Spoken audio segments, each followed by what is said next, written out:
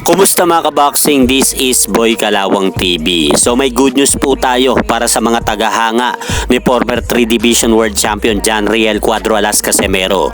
Dahil ayon po dito sa inilabas sa mga pangalan ng BoxRec bilang top 25 best pound per pound boxer.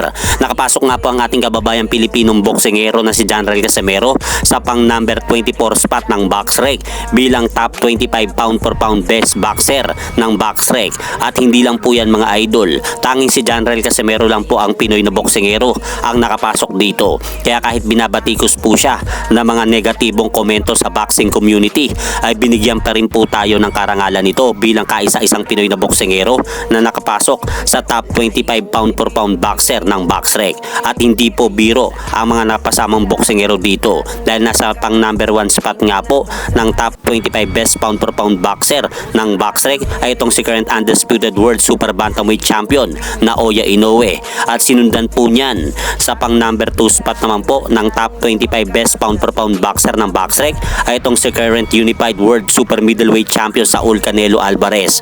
At nasa pang number 3 spot naman po ay itong si current WBA world lightweight champion Gervonta Tank Davis.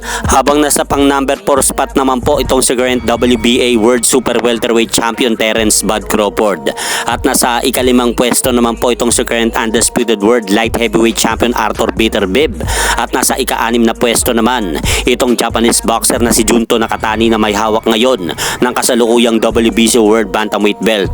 At nasa ika-7 pwesto naman po itong si former WBA World Light Heavyweight Champion Dimitri Bivol. At nasa ika-8 pwesto naman po itong si David Benavides. At sinundan po niyan mga idol sa ika-9 na pwesto nitong si current WBC World Lightweight Champion Shakur Stevenson.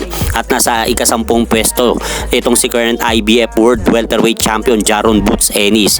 Habang nasa pang number 11 spot naman po itong si Devin Haney. At nasa pang number 12 spot naman po ng BoxRec itong si current WBC World Super Flyweight Champion Jesse Bam Rodriguez. At nasa pang number 13 spot naman po itong si current Unified World Heavyweight Champion Alexander Usyk. At nasa pang number 14 spot naman po ng BoxRec itong si current WBO at the Ring World Junior Welterweight Champion Teofimo Lopez. At nasa pang number 15 spot naman po ng BoxRec itong si Vasily Hightech Lomachenko. At sinundan po niyan sa ika-16 na pwesto itong Japanese boxer na si Kenshiro Tiraji. At nasa ika-17 spot naman po ng BoxRec ay itong si Eris Landilara. At nasa pang number 18 spot naman po, pasok po dyan itong si Christian Mbili. At sa pang number 19 hawak naman po ni Hamza Siras. Sa pang number 20 spot naman po mga idol ng BoxRec ay nakapasok po dyan itong si current WBO World Super Featherweight Champion Emmanuel Baquero Navarrete. At sinundan po niyan sa pang number 21 spot ng BoxRec nitong si Gilberto Zurdo Ramirez. At sa pang number 22 spot naman po, pumasok po dyan itong si current IBF World Super Welterweight Champion Bakram Murtasalyev. At sa pang number 23 spot naman po, pumasok po dyan itong alaga ni Oscar De La Hoya na si William Cameron Cepeda.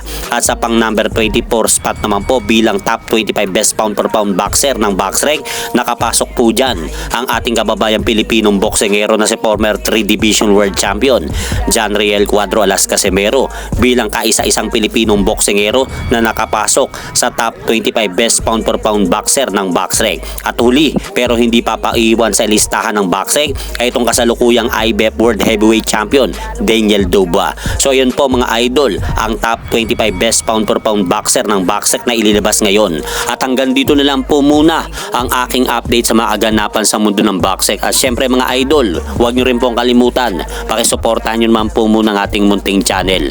Maraming salamat po.